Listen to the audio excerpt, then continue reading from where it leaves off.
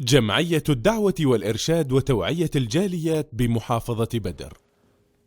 পাকিস্তানের মোহাম্মদ কাশেম যাকে ইমাম মাহদি দাবি করেছেন এবং সেটা প্রচার করেছেন, তিনি জানেন যে তাকে অনেকে ইমাম মাহদি দাবি করেছেন, তিনি ইমাম মাহদি দাবি করে বসেছেন। এই ব্যাপারে দেখতেছি আলেম ওলামা নিশ্চুপ, কিছুই বলেন না, কেউ মুখ খুলছেন না। এই ব্যাপারে আপনার মতামত কি? আসলেও কে সেই ইমাম মাহদি? ইমাম মাহদি আসবেন, এটা সঠিক, তবে কোরআন এবং সুন্নায় কোথায়ও নেই যে তিনি কখন আসবেন, কোন স্থানে প্রথম আবির্ভাব হবে, কোন সময়টায় আসবেন। এটি স্পষ্ট যেটি ইমাম মাহদি হলো কিয়ামতের ছোট ছোট আলামতের শেষ আলামত। যে ইমাম মাহদি আসবেন, ঈসা আলাইহিস সালাতু ওয়াস সালামের সাথে সাক্ষাৎ হবে, যখন সারা পৃথিবী জুলুম, অত্যাচার এবং বিভিন্ন যুদ্ধ বিগ্রহ, মানুষের মধ্যে ঐক্য থাকবে না, ঐক্যর মধ্যে ফাটল ধরবে, জুলুম অত্যাচারে পরিপূর্ণ হয়ে যাবে, তিনি তখন আসবেন। আসার পর এই পৃথিবীতে ইনসাফ, ন্যায় প্রতিষ্ঠা করবেন এবং তিনি 6 অথবা 9 বছর পর্যন্ত এই পৃথিবীতে তিনি শাসন করবেন। ওই সময় ঈসা আলাইহিস সালাম চলে আসবেন। ঈসা আলাইহিস সালাতু ওয়াস সালাম তার পিছনেই সালাত আদায় করবেন। ইমাম মাহদি যে আসবেন, ইমাম মাহদির নাম কি হবে, কোন বংশতে আসবেন, এটা আমাদের জানতে হবে। ইমাম মাহদি আসবেন, তিনি হবেন রাসূল সাল্লাল্লাহু আলাইহি ওয়াসাল্লামের বংশের। তার যে প্রিয়তমা কন্যা ফাতেমা রাদিয়াল্লাহু আনহা, তার যে ছেলে হাসান, এই হাসানের বংশধর হবে ইমাম মাহদি। নাম হবে মুহাম্মদ, এর বাবার নাম হবে আবদুল্লাহ। অর্থাৎ রাসূলের নাম এবং রাসূলের বাবার নামে যে আবির্ভাব হবে, এটাই তার পরিচয় থাকবে। এ বিষয়ে একাধিক হাদিস রয়েছে যে ইমাম মাহদি আসবেন, ঈসা আলাইহিস সালামের সাথে সাক্ষাৎ হবে। যেমন ইমাম মুসলিম হাদিস বর্ণনা করেছেন, জাবির ইবনে আব্দুল্লাহ থেকে বর্ণিত, তিনি বলেন, লা তাজালু তাইফাতু মিন উম্মতি ইউকাতিলুনা আলাল হক যাহিরিনা ইলা ইয়াউমিল কিয়ামাহ। একটি দল সত্যের উপর প্রতিষ্ঠিত থাকবে কিয়ামত পর্যন্ত, তাদেরকে কেউ কোনো ক্ষতি করতে পারবে না, পরস্পর তারা সত্যের উপর আসতেই থাকবে ধারাবাহিকভাবে। এই সময় ঈসা আলাইহিস সালাম অবতরণ করবেন আসমান থেকে। রাসূল সাল্লাল্লাহু আলাইহি সাল্লামের যে শরিয়া, সেই অনুযায়ী সে চলবে এবং সেই অনুযায়ী সে মানুষের মাঝে ইসলাম প্রচার এবং প্রসার করবে। তো ওই সময় দেখা যাবে যে ঈসা আলাইহিস সালাম যখন আসবেন, তখন ইমাম মাহদি যে হবেন, তার পিছনে জামাতে নামাজ আদায় করবেন প্রথম। ইমাম মাহদি যে রাসূলের বংশের হবে, এ বিষয়ে আবু দাউদ, তিরমিজি হাদিস বর্ণনা করেছেন, আব্দুল্লাহ ইবনে মাসউদ থেকে বর্ণিত হাদিস। রাসূল ইরশাদ করেছেন, লাউ লাম ইয়াবকা মিনাদ দুনিয়া ইল্লা ইয়াওমুন লাতাওয়ালা আল্লাহু যালিকাল ইয়াওম হাত্তা ইয়াবআথু ফীহি রাজুলাম মিন্নি আও মিন আহলি বাইতি ইউআতি ইসমুহু বিইসমি ওয়া ইসমু আবিহি বিইসমি আবি। অর্থাৎ পৃথিবীর শেষ পর্যায়ে যখন একদিন থাকবে, কিয়ামত চলে আসবে, আল্লাহ রাব্বুল আলামিন ওই দিনটিকে অনেক দীর্ঘ করবেন, লম্বা করবেন। ওই সময় এক ব্যক্তির আবির্ভাব হবে, যে হবে আমার আহলে বাইতের পক্ষ থেকে, আমার নাম এবং আমার বাবার নামের সাথে যার মিল থাকবে, একই নামে আসবে। ওই ফিতনা ফাসাদের সময়, জুলুমের সময়, ইয়ামলা আল আরদু কিসতান ওয়া আদলান কামা মুলিয়াদ যুলমান ওয়া জুরান। পাপ অত্যাচারে যখন পৃথিবী পরিপূর্ণ হয়ে যাবে, তখন তিনি ইনসাফ, ন্যায় প্রতিষ্ঠা করবেন। যে হাদিসটি আল্লামা নাসিরউদ্দিন আলবানী সহিহ বলেছেন। শাইখুল ইসলাম ইবনে তাইমিয়া রাহিমাহুল্লাহ এই সম্পর্কে বলেছেন যে এই সমস্ত হাদিস দ্বারা যেটা সাব্যস্ত ইমাম মাহদি আসবেন এবং যার নাম আমাদের প্রিয় নবী সাল্লাল্লাহু আলাইহি সাল্লামের নামের সাথে, তার বাবার নামের সাথে মিল থাকবে এবং ওই নামেই আসবে, সে হবে ইমাম মাহদি। ইমাম আবু দাউদ হাদিস বর্ণনা করেছেন, ইমাম মাহদি যে হাসান রাদিয়াল্লাহু আনহুর বংশধর থেকে আসবে, এ বিষয়ে আলী রাদিয়াল্লাহু আনহু থেকে হাদিস বর্ণিত। তিনি একদিন তার ছেলে হাসানের দিকে তাকালেন, তাকাই বললেন, ইন্না ইবনি হাদা সাইয়্যিদ, আমার এই সন্তান হলো সর্দার, কামা সাম্মাহুন নবী সাল্লাল্লাহু আলাইহি সাল্লাম, যেরকম রাসূল সাল্লাল্লাহু আলাইহি সাল্লাম আমার ছেলেকে সর্দার উপাধি দিয়েছেন।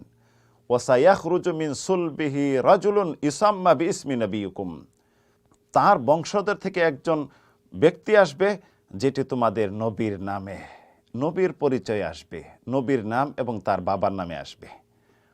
উল্লেখিত হাদিস দ্বারা প্রমাণ যে ইমাম মাহাদি আসবেন, যার নাম থাকবে মুহাম্মদ, বাবার নাম থাকবে আবদুল্লাহ। তো ইমাম মাহাদি তাহলে কখন আসবেন? কিয়ামতের শেষ আলামত। কোন দিন কখন আল্লাহ ভালো জানেন। তার নাম কি হবে এটি স্পষ্ট, কার বংশধর থেকে আসবে এটি স্পষ্ট। এখন যে মোহাম্মদ কাসেম ইমাম মাহাদি দাবি করেছেন, এটি আমার কাছে তুচ্ছ বিষয়, নরমাল মনে করি, এই ভিত্তিতে নরমাল মনে করি। রাসূল সাল্লাল্লাহু আলাইহি সাল্লাম যিনি নবীদের ইমাম, নবীদের সর্দার, যার পরে কোনো নবী আসবে না, নবীদের সিল মোহর মেরে দিয়েছে আল্লাহ রাব্বুল আলামিন।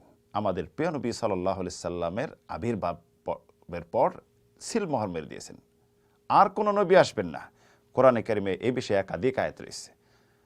মা কানা মুহাম্মাদুন আবা আহাদিম মির রিজালিকুম ওয়ালাকিন রাসূলুল্লাহ ওয়া খাতামান নাবিয়িন, যে মুহাম্মদ তোমাদের কার বাবা নয়, বরং তিনি শেষ নবী, পরবর্তী আর কখনো নবী আসবেন না।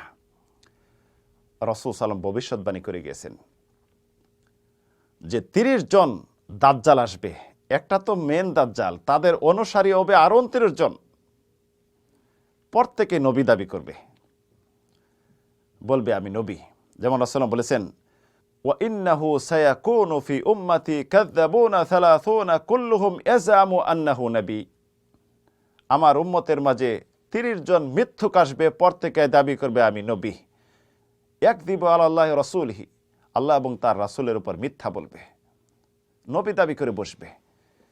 এরকম ভাবে রাসূল ইরশাদ করেছেন, লা তাকুমুস সাআ হাত্তা ইয়াখরুজু ৩০ দাজ্জালুনা কাযাবুন কুল্লুহুম ইয়াকযিবু আলাল্লাহি রাসূলিহি।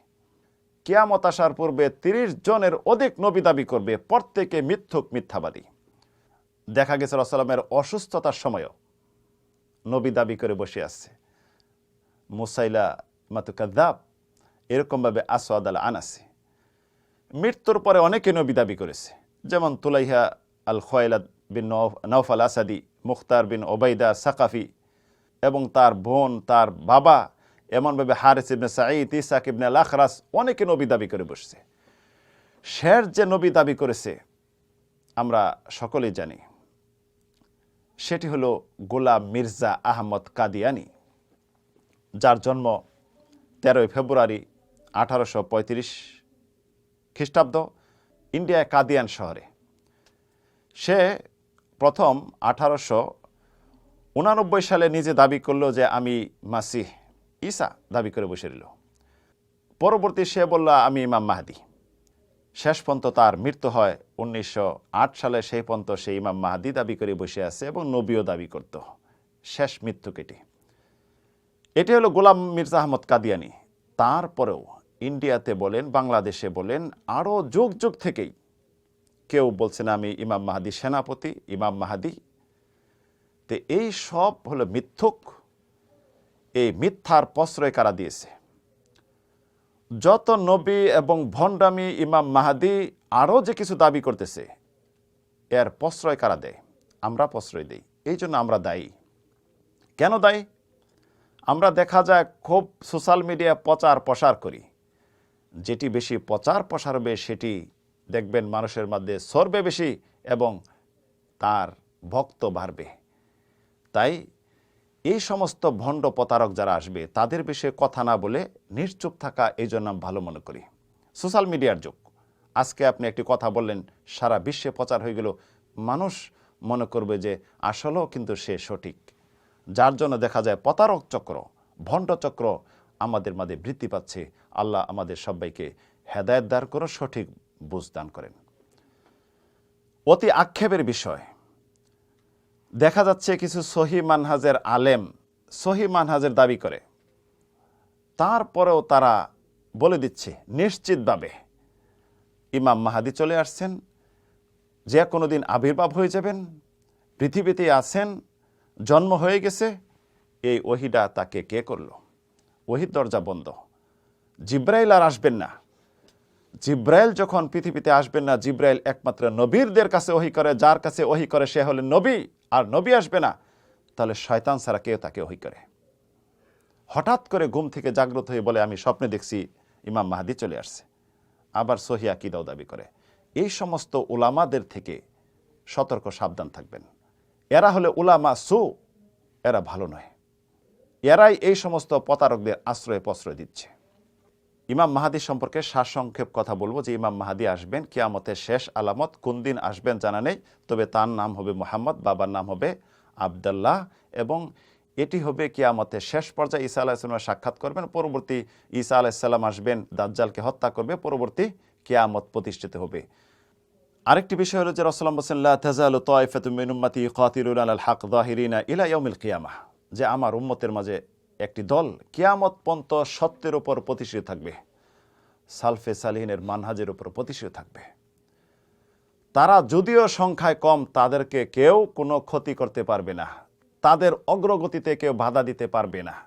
তারা সত্যের উপর প্রতিষ্ঠিত থাকবে, সহি মানহাজের উপর অটল থাকবে। পৃথিবীতে জুলুম অত্যাচারের মাঝেও তারা প্রতিষ্ঠিত থাকবে।